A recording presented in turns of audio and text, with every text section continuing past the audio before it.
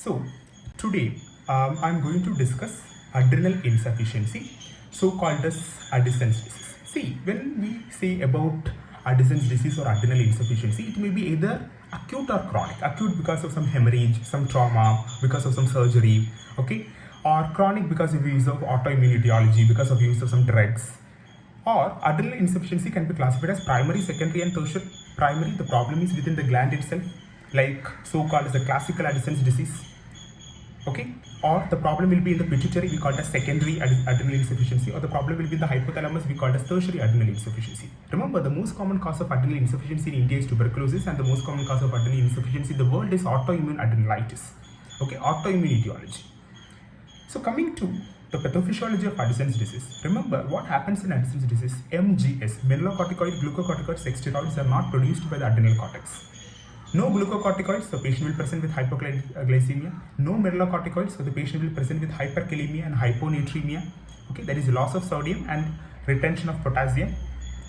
Okay, so the patient will present with hypotension. And since these hormones are decreased because of the negative feedback mechanism, there will be increased ACTH production from the pituitary, which leads to hyperpigmentation. So let us see the symptoms in which detail. The classical symptoms the patient in Addison's disease say is asthenia. What do you mean by asthenia? Craving for salt and sugar. The patient will be having malaise, fatigue, anorexia, mood changes like Addison's disease, depression. Depression is very commonly associated with Addison's disease. Myalgia, arthralgia, abdominal pain, diarrhea and constipation, both can occur. Even vitiligo, not only hyperpigmentation, even vitiligo is also being seen in some of the cases of Addison's disease because of the interference with alpha melanocortin stimulating hormone, MSH. Okay, yeah. And then coming to what do you mean by Addisonian crisis? A patient is having adrenal cortical adenoma. For that he underwent, or adrenal hyperplasia, the patient underwent unilateral or bilateral adrenalectomy.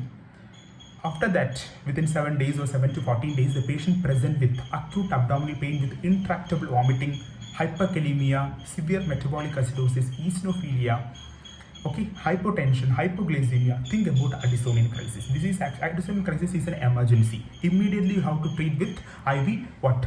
Hydrocortisone, fluorocortisone, okay, glucocorticoid supplementation, and we have to revive the patient. It is an emergency. So sodium will be low, potassium will be high, eosinophils will be increased, okay, eosinophilia will be there, severe metabolic acidosis will be there will be hypercalcemia. Okay, these are the laboratory findings. So coming to how will you diagnose a case of adrenal insufficiency? Remember, the classical gold standard test is ACTH stimulation test. Why? Because the serum cortisol analysis, okay, is having very less sensitivity, especially in the early morning.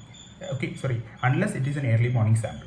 For example, at 8 a.m., when the serum cortisol is less than 3 microgram per deciliter, we can say that the patient is having Addison's disease, or else we have to straight away go with ACTH stimulation test.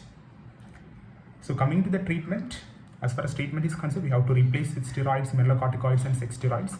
And coming to the electrolyte abnormality differences between the primary and secondary Addison's disease. In primary Addison's disease, there will be low BP, pigmentation will be present, abnormality, electrolyte abnormality will be present. What happens to the serum renin levels? It will be high, aldosterone level will be low. But when it comes to secondary adrenal insufficiency, where the problem is in the pituitary, the BP, low BP is not seen, hyperpigmentation is not seen, electrolyte abnormalities are not seen, serum renin and aldosterone both are increased. Why serum renin and aldosterone both are increased? You know that unlike other hormones which has a pituitary and hypothalamic control, the RAS, renin, angiotensin, aldosterone system is responsible for the mineralocorticoid system control, okay, and regulation in our body.